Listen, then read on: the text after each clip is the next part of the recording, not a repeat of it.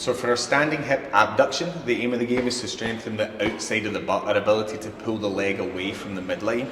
We're going to have our standing leg, knee, hip, shoulder in a straight line, hip forward into extension, knee soft but not locked.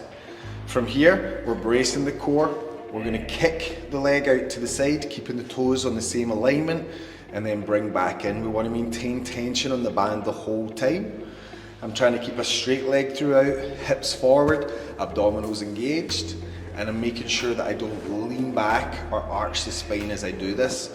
Hold the end range for a couple of seconds and then control back in. We're looking for sets of 12 to 15 to build some endurance. Once this is easy, we just need a heavier band and we can build some strength into this.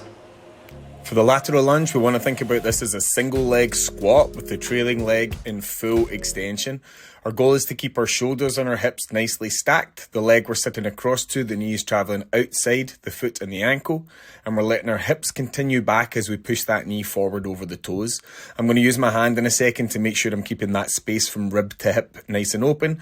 As long as that's the case, we're doing a good job. For the lateral lunge, we want to think about this as a single leg squat